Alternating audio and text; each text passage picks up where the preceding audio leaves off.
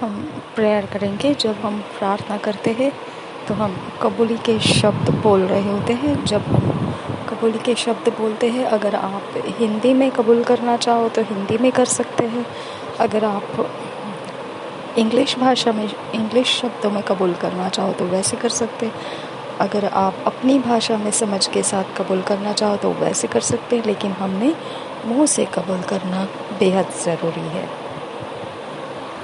Righteous Father, what a blessing it is to know that you are forever with me and in me.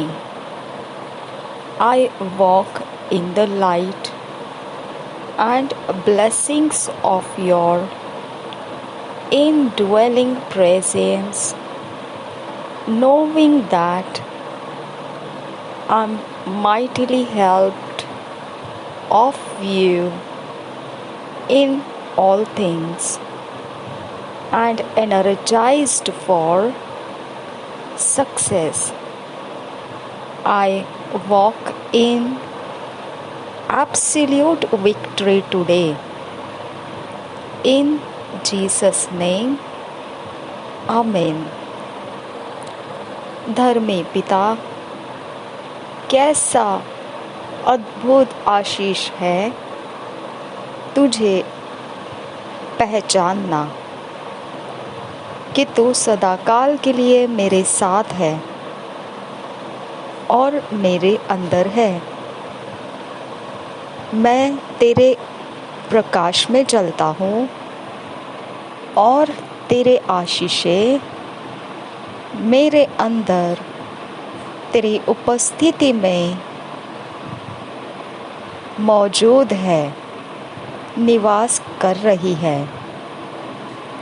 जानते हुए कि मैं सामर्थ्य के साथ सहायता प्राप्त करता हूँ तेरी ओर से सारी चीज़ों के अंदर, और मैं शक्तिशाली बनाया गया हूँ सफलता के लिए।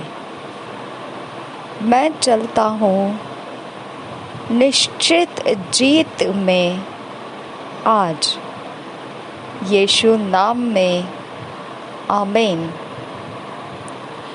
आज मनन करने के लिए जो वचन है जॉन 14 चैप्टर 16 वर्स से 18 वर्स, 2 कोरिंथियंस 13 चैप्टर 14 वर्स। हम आज मेडिटेट के लिए, मनन करने के लिए जो वचन मिले हैं वो है यूहन्ना रचित सुसमाचार 14 अध्याय का 16 वचन से 18 वचन तक, दूसरे कुरिन्थियों की पत्री 13 अध्याय 14 वचन। हम पढ़ेंगे इंग्लिश में किंग्स जेम्स वर्शन में से, हिंदी में BSI बाइबल में से। हम पढ़ेंगे जॉन 14 चैप्टर 16 से 18 वर्स किंग्स जेम्स वर्शन में से। जॉन 14 चैप्टर 16 से 18 वर्स किंग्स जेम्स वर्शन में से। And I will pray the Father, and he shall give you another comforter, that he may abide with you forever, even the Spirit of truth, whom the world cannot receive, because it seeth him not, neither knoweth him, but ye know him, for he dwelleth with you and shall be in you. I will not leave you comfortless. I will come to you.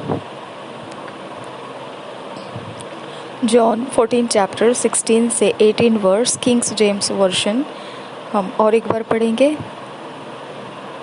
And I will pray the Father, and he shall give you another comforter, that he may abide with you forever, even the Spirit of truth, whom the world cannot receive, because it seeth him not, neither knoweth him, but ye know him, for he dwelleth with you and shall be in you.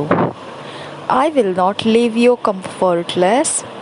I will come to you. इसी वचन को हम Hindi base है Bible में से पढ़ेंगे।